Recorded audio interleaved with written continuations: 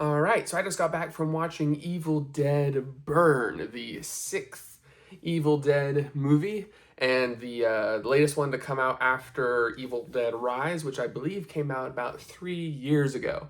And it is a continuation of Evil Dead Rise. It doesn't have too much to do with that movie, but there are connections.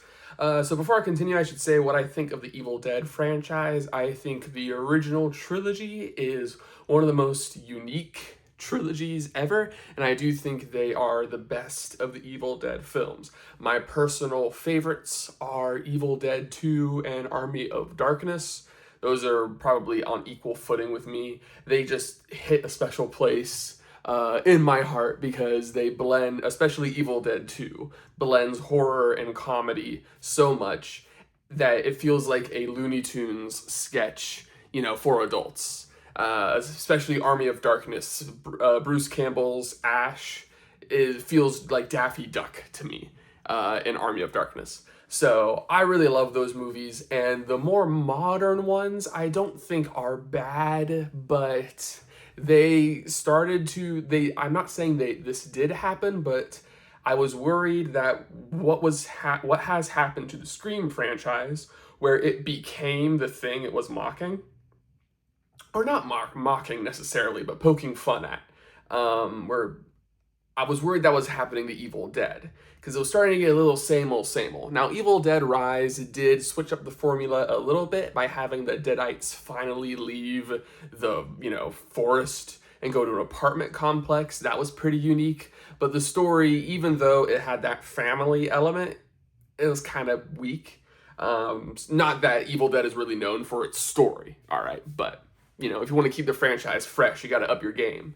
And I'm happy to say that Evil Dead Burn ups the game, all right? This is the first one in a while that has felt like a proper blend of not blend, that's not the right word. A continuation of what was started in the late 80s, early 90s with Evil Dead 2 and Army of Darkness, but hanging on to those horror roots from the first one. So it's a new setting.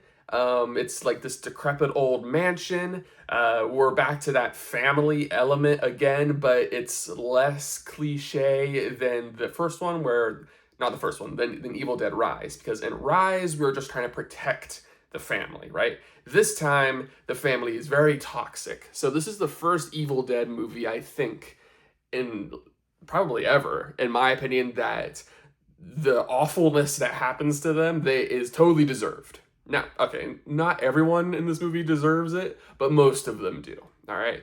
And so the movie is able to have a lot of fun with it because we're not trying to play on so much the horror of the situation as the ironic, poetic justice, more or less, of what is happening to these people. They're getting their just desserts, if you will. And so, because of that, comedy comes back. I was so happy. This movie is funny. Now, is it Evil Dead 2 and Army of Darkness? No, but it's funnier than the first Evil Dead from like 1981, and it's funnier than the remake and Evil Dead Rise. So it does such a good job of knowing when to put comedy in. Again, I wouldn't classify it as a horror comedy like Evil Dead 2 and Army of Darkness, but there are actually laugh out loud funny moments for me personally in this movie, which was such a treat for me. I was not expecting that at all, and I think it's something that this franchise needs to hold on to, is that comedic element.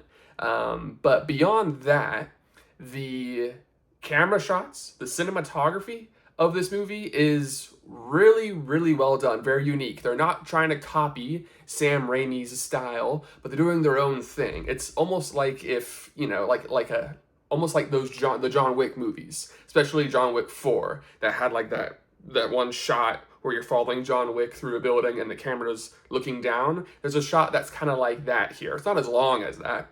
But speaking of long shots, there's a couple oneers in this movie, one shots where the camera's moving around or following one person as carnage is going on behind them, that were very entertaining to see. And there's even one great shot where a Deadite, because they can walk on walls and stuff, goes up on a wall and up on the roof, and the camera follows the Deadite. So we're like, so when we're on the roof, it looks like we're on the ceiling, but the camera never cut. It just went whoop, whoop, whoop. It was very creative. So we're not copying Sam Raimi, but we're doing fun camera stuff in this movie, which I really appreciated. Also, the score, the music in this movie goes hard. All right, it did not have to go that hard, but we got choir, we got strings, we got it all. It's great.